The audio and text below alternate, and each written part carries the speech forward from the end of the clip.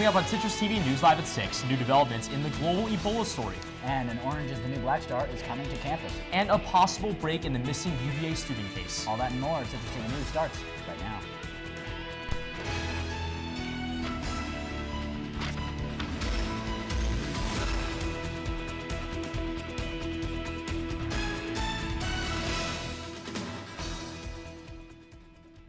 Welcome to Citrus TV News Live at 6. Today is Monday, October 20th. I'm Brian Cheung. And I'm Nick Cardona. Remembrance Week began last night and will continue through Friday. What can you expect for the remainder of the week? That is our top story tonight.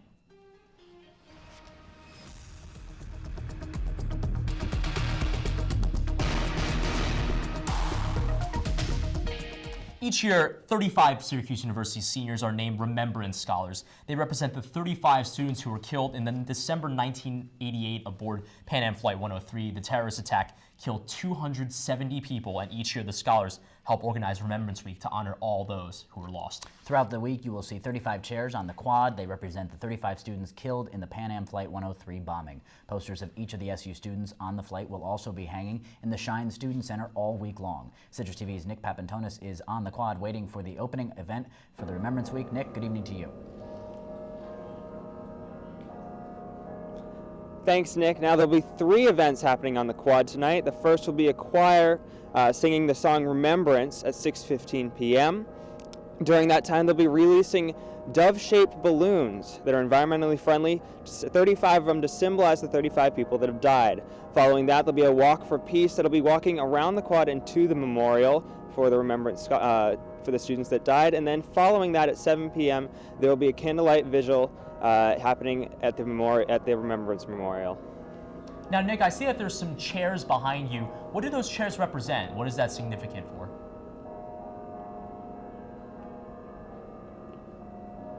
The chairs behind me symbolize the 35 students that died. Those chairs are actually where they were sitting on the plane. On the back of them, you have the numbers such as 42C, 42F. On the chairs as well, there'll be written a positive message about those students that died by the Remembrance Scholars themselves. Now, obviously, today was the first day of Remembrance Week. Now, what are the other events that are planned throughout the week that students on campus can get engaged with? There'll be several events happening throughout the week, including speakers on Thursday night, as well as the big event on Friday. That will be the laying of the flowers down at the Remembrance Memorial by the Remembrance Scholars, and that's the one where students can really get involved in, go down and watch. It's the biggest event, and that's where the scholars really make an impact, and that's where the week is really symbolized. Nick Papantonis on the quad. Thank you so much, Nick.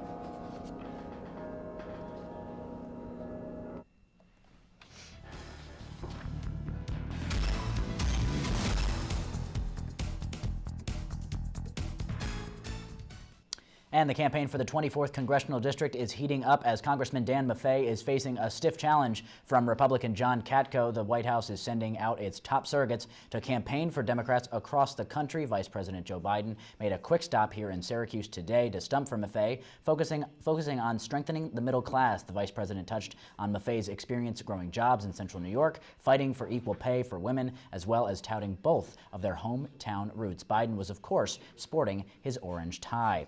And earlier today, tickets to see Netflix's hit television series Orange is the New Black star Laverne Cox went on sale at the Shine box office. Cox is the keynote speaker for the LGBT's Resource Center's Coming Out Month event, occurring October 29th at 7:30 in Goldstein Auditorium. The actress is distinguished as the first openly transgender person to be nominated for an Emmy, as well as the first to appear on the cover of Time magazine. I'm really excited. I love Orange is the New Black, so I think Laverne Cox would be really, really interesting to hear. I take a women's and gender studies class, so they also told us, recommended us to go, so I think it'd be really, really interesting. I'm so excited to see Laverne Cox. I think it's great that Syracuse is allowing her to come here, and I think that it'll really be impactful for everybody. And I know the line was out the door. I'm here on crutches, and I came out. Well, I'm super excited that Laverne is coming. I'm a big fan of Orange is the New Black, as everyone else is. And I'd love to support Pride Union. They're doing some good things for Coming Out Month and things. And I got 2 tickets, and I was wishing that I could get more. And Student Association is taking a stand to implement a heating lamp system at bus stops to ease the pain of waiting during the freezing Syracuse winter nights. As of now, 2 bus stops are in the works for this project. Director of Student Affairs Aisha Sidat hopes these measures can be implemented at all bus stops in the future, including those covering South Campus. Student Association must work with DPS as well as Environment and Health and Safety Services before any heat lamps can be installed. And thousands in central New York celebrated Breast Cancer Awareness Month this year by participating in the Making Strides Against Breast Cancer event. CitrusTV reporter Ashley Sue stood in the crowd in pink Sunday morning in Clinton Square.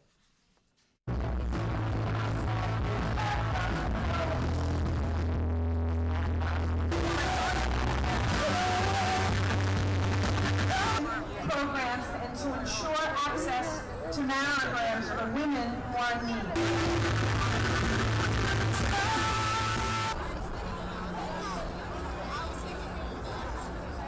Breast cancer, in fact,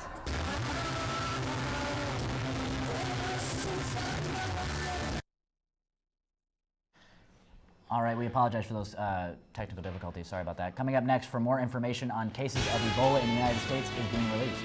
And a body has been found that could potentially be linked to the murder of UVA student Hannah Graham. And politics in Hong Kong are flaring. Stay tuned to hear all this and much more after the break. Gloomy skies are looming over Syracuse, which could lead to some dreary weather. Temperatures have been holding steady in the 50s with some mild winds. Find out what to expect for the rest of the week during your full 5-day forecast. I'm Rachel Walski in Citrus TV News Live at 6. We'll be right back. In the small town of Elmira, New York, a boy was born into an all-American family. The odds of him achieving his dream in the fashion industry? 1 in 23 million. The odds of having a child diagnosed with autism? 1 in 88. I am Tommy Hilfiger, and my family is affected by autism. Learn more at autismspeaks.org/signs. Hey, I'm Anderson Cooper. As a parent, you want to make sure that your child knows how to deal with bullying when they see it happening. And chances are they want to help, but they don't really know how.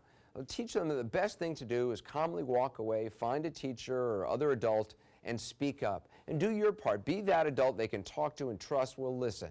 Join me to help stop bullying. Go to stopbullying.gov to find out more.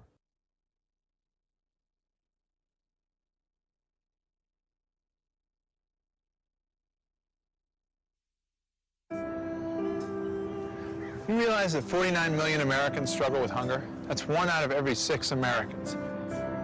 These people are around us every day. They're our friends, they're our co-workers, their kids go to school with our kids. Sometimes we're not even aware that they're struggling. This problem is closer than you think. So is the solution. Play a role in ending hunger. Visit feedingamerica.org/hunger and find your local food bank. We are different. Society should aspire to be more like us. Be part of the first class.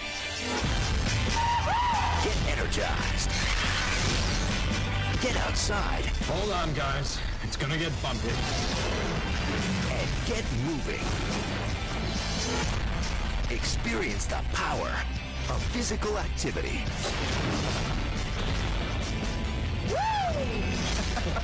Join the movement at ActionHeroAlliance.com.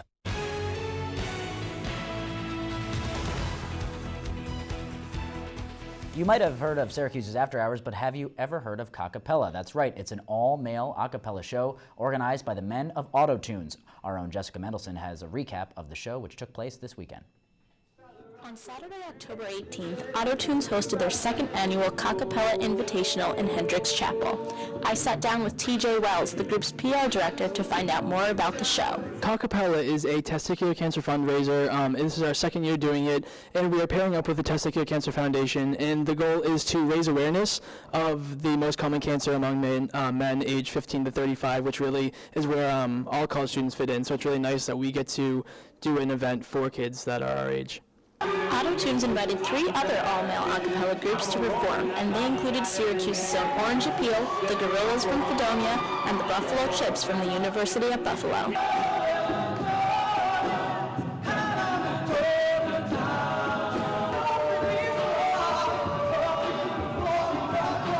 So far, we have raised $1,961 before the show has even started. Auto-Tunes started out with a pre-show fundraiser and featured raffles during intermission, which helped them raise thousands of dollars for the Testicular Cancer Foundation. Auto-Tunes brought down the packed-out house with crowd favorites such as Shiny Teeth, Latch, and Beautiful Soul.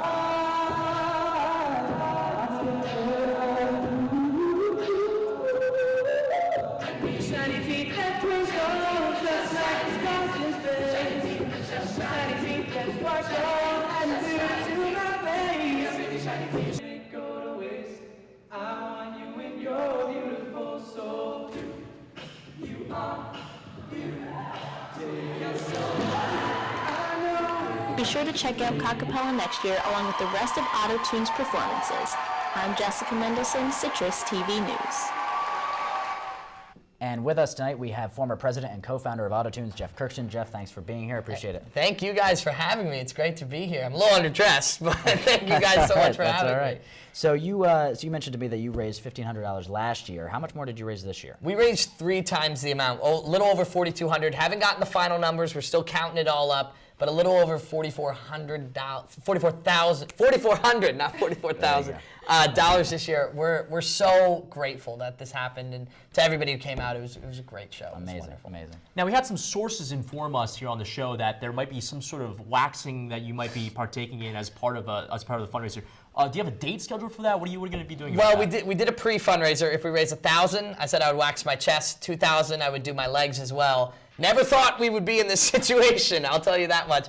We're planning on doing it this weekend. We're going to do it in silence with just the Auto-Tunes members, but we're going to come out with a video. So if you like us on Facebook, follow us on Twitter, you'll get to see the 40-year-old virgin-esque video in which Steve Carell got his chest waxed. That's going to be me, but I'm telling you guys, it's probably going to be... And the public can see all of this. Oh, yeah. But there's probably going to be a lot more tears than usual. Nice. So thank you guys. Jeff, thanks so much for being here. Thank you so much.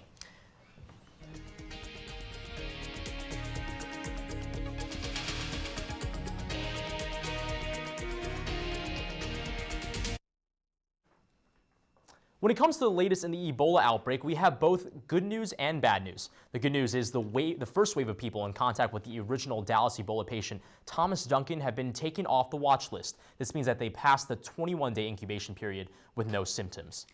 Now, unfortunately, the virus has not been completely eradicated, with people still infected in the U.S. The military is preparing a 30-person medical team to respond to additional Ebola cases. Pentagon Press Secretary John Kirby said that our nation is prepared to respond quickly, effectively, and safely in the event of additional Ebola infections. In the event of more Ebola cases, New York Governor Andrew Cuomo has designated Upstate Medical Hospital to handle any patients diagnosed in New York. This is one of 8 hospitals designed to treat future Ebola patients.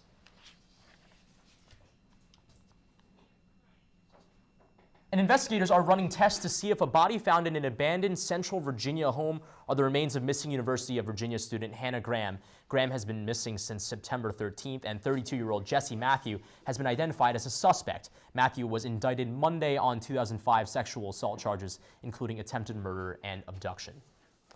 And thousands are deemed too mentally unstable to own a gun. Over 34,000 people in New York are considered too mentally unstable to own a gun. Under the New York State SAFE Act, mental health professionals must report patients seen as likely to cause serious harm to themselves or others, putting them on a no-gun list. Health officials fear too many people are being identified as mentally unstable.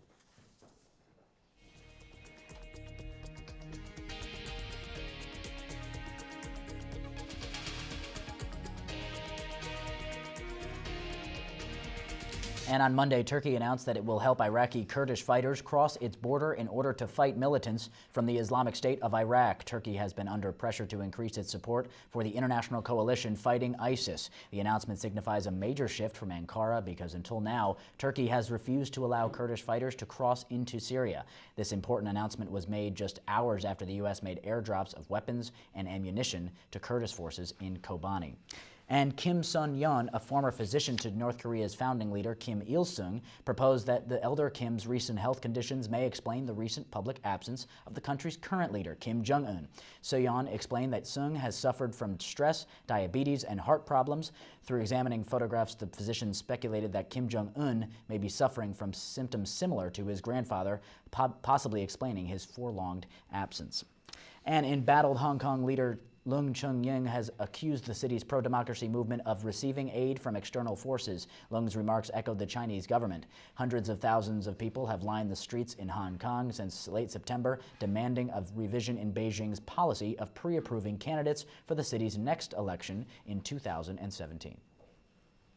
Coming up on Citrus TV News, astronomers got a once-in-a-million-year look at the sky. And there's another bun in the royal oven. When will it be arriving? Find out when we come back. You know what? What? Since I got adopted, I've learned a lot about these humans. I know. I mean, check out these two. It's Flirt City over here. Yeah, I noticed that. It looks like my human is definitely into your human. Oh, look! I think she's getting his number. Nice. Your human's got some sweet moves. Takes after his dog. Oh, look, they're doing that thing where they put their arms around each other. She kicked up a leg. It's like in the movies. That's awesome. Looks like we're gonna be hanging out a little bit more.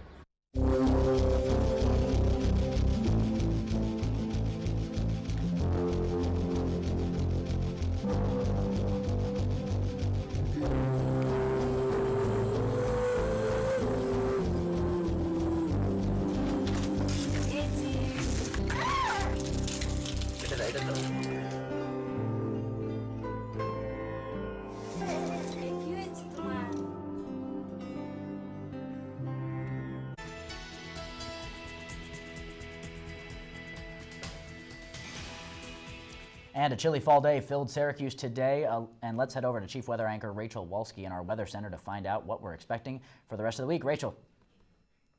Thanks, Nick. And currently it's a cloudy 56 degrees. Winds are coming from the southwest at around 8 miles an hour. So there's a few clouds in the sky. It's not too bad.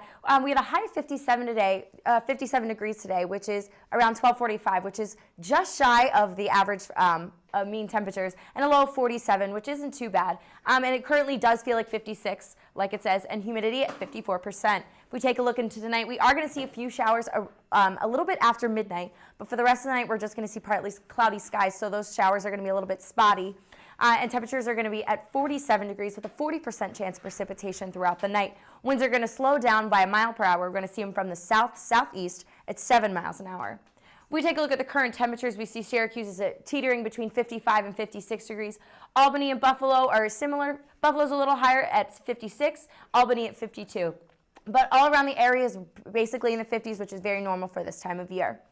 And if we look at the current surface map, we see this green cluster right here, which is pockets of precipitation, which we will be seeing later this evening. It's just light green, so it's not going to be too much, and it's just going to be a little bit spotty later this evening. We have a cold front coming in this way, which is going to bring cooler, drier weather over the next few days, unfortunately. So we're going to see more of these continued fall temperatures rather than the summer-like temperatures we saw a few weeks ago.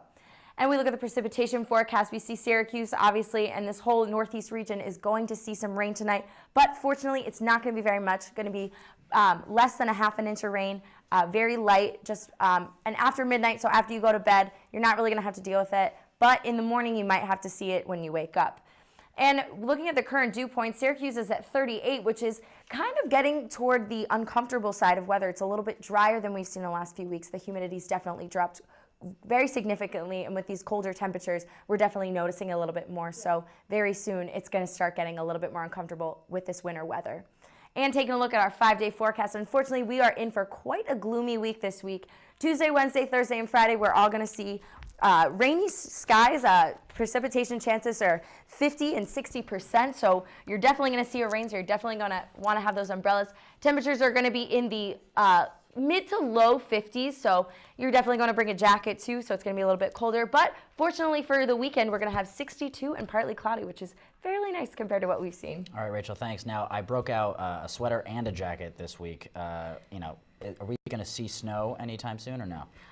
With these temperatures, they're definitely getting a lot colder and they're dropping. They are going up and down a little bit, but hopefully we can push maybe the snow off till like mid-November. But I think once these temperatures start to drop and this precipitation hits, we're just in for a bunch of snowstorms. Well, hopefully we can put it up as long as we can. Thanks, Rachel. All right.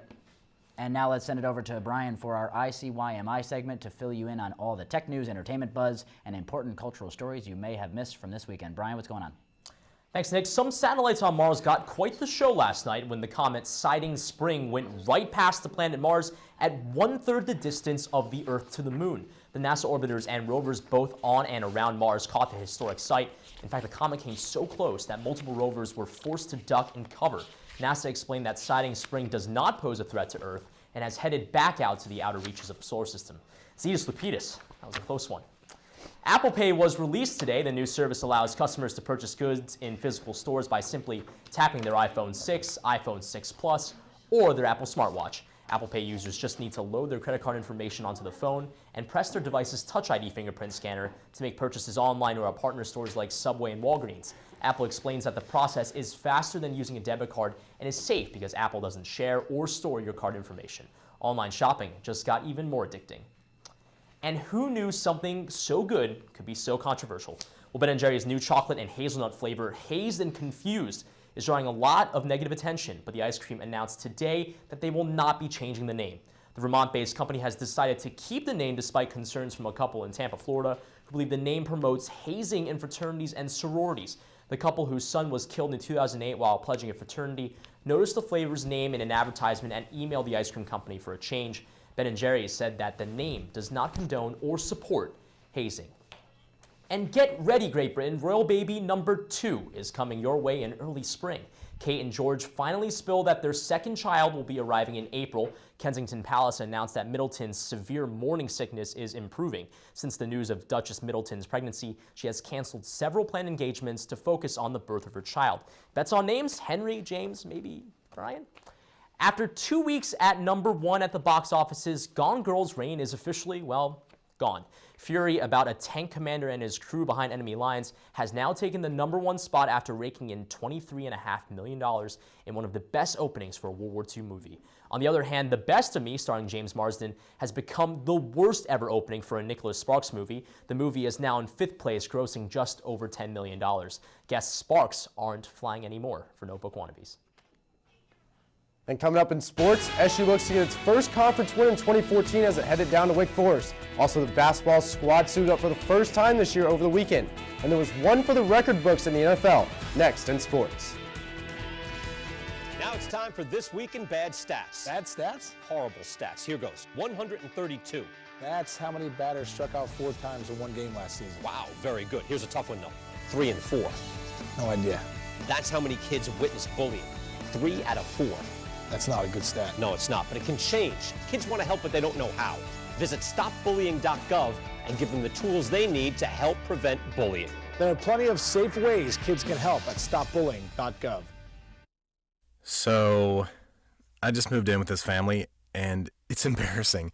The little one, he likes to go outside and crawl around in the giant litter box. I don't know what he's doing. I mean, I was born and I knew how to use the litter box. Look at that! That's disgusting! Oh, poop already! You're making me nervous. Oh, okay, I can't look at this anymore. I really hope he grows out of this, for his sake. Welcome to my block party. Glad you can make it. The only triple doubles you get come with fries. Last time you blocked someone, you were online. I can do this all day. Your moves are just gay. Using gay to mean dumb or stupid, not cool. Not cool. Not in my house, not anywhere. It's not creative, it's offensive to gay people. And you're better than that.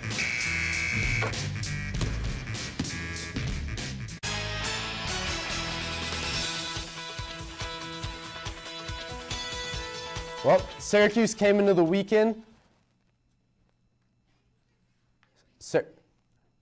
Syracuse came into the weekend without a win since September 13th. 4 straight losses and a new offensive coordinator. Well, there wasn't a lot going for the football program, but hope came in 2 freshmen. A.J. Long and Steve Ishmael connected for 2 touchdowns against defending national champions Florida State last week. How are they doing in Winston-Salem? Let's find out. Syracuse and Wake Forest faced off on Saturday, and there's freshman A.J. Long made his first career start. And here in the second quarter, well, he used his legs as well. As here he rolls out to the right and finds a lot of space and dives into the end zone. Syracuse goes up 10-7, and they run it trail the rest of the game. As the defense was the story of this game, as here they get to the quarterback, and Rob Welsh with his first touchdown of his career as he takes it 46 yards to the end zone as Cuse goes up 17-7, and then later on it was the defense again as Brandon Reddish gets to him, and it falls right into Micah Robinson's hands, and he takes it 51 yards through the house. Syracuse takes it 30-7, and here's Scott Schaefer after the game. So hopefully we can get a couple guys healed up this week before we go down to Death Valley. But very pleased. Thought our kids did a nice job taking coaching all week long. I thought our offense did a nice job moving the ball against a very good defense. It's been playing very good defense all season in Wake Forest, and very pleased with the victory. On the Hill this weekend, the basketball team suited up for the first time this year, but it was more for entertainment than actual game. SU took part in Media Day on Friday, then hit the court at Orange Madness later that night. And here you can see Trevor Cooney running out of the tunnel. The junior is going to be relied on a lot more as C.J. Fair, Tyler Ennis, and Jeremy Grant are all gone. And here in the orange and white scrimmage, well, it's called a scrimmage for a reason. Big man Rakeem Crisp has taken it coast to coast. And earlier on the alumni game, there's John Wallace with the big man with the nice dunk. And you can't talk about Syracuse basketball without, well, Jim Boeheim. And there he is making the grand entrance on what looks to be an Army tank. He's even got the Army helmet on, and the head coach is now in his 39th year at the helm, and the team gets going November 2nd in an exhibition against Carleton at the Dome. And on to the NFL, where the Bills were looking to avoid going under 500 for the first time this year. And here's second quarter, Kyle Orton finds Sammy Watkins as the Bills go up 7-3, but the Vikings respond as Teddy Bridgewater finds Cordarrelle Patterson on the screen, and he fends off a couple of defenders, goes into the house, and they go up 10-7, and here, fast forward, 5 seconds left of the game. You think it's probably the last play. Kyle Orton, he finds Sammy Watkins as the Bills go on to make the extra point, go on to win 17-16, and they're now 4-3 on the year.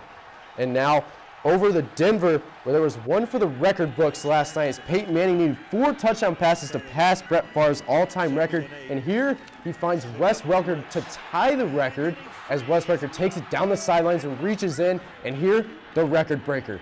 You knew it was going to be a good one. It had to be, as he throws a perfect pass and finds Demaryius Thomas, who tiptoes in. And after the play, Peyton Manning gets the ball that he threw it with, and the team all surrounds him. And the crowd lets Manning know what they think of him. The veteran is now etched his name into the history books, is now the all-time leader for passing touchdowns.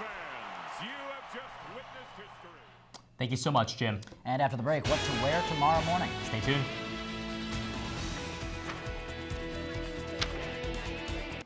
I'm an A average student, and I'm an athlete working towards a scholarship. And everybody tells me how much potential I have. But I just wish someone would tell me where my next meal is coming from. Katie, how'd I do? Do you have to be so serious? Well, I mean, I did like a crazy dance in a movie, if you want me to do a little, no. Play a role in ending hunger. Visit feedingamerica.org/hunger and find your local food bank.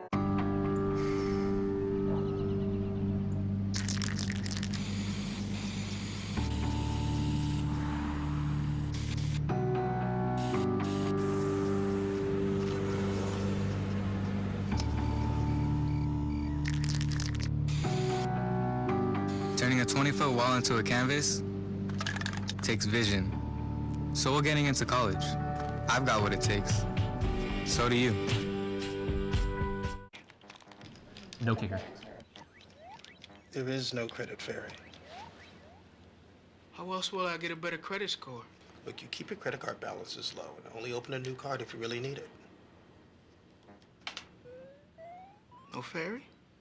There's no magic to improving your credit, but there's help, and it's free. Go to creditfairy.org. And that'll do it for us tonight. Thank you so much for tuning in to Citrus TV News Live at 6. I'm Brian Cheung. And I'm Nick Cardona. Have a good night.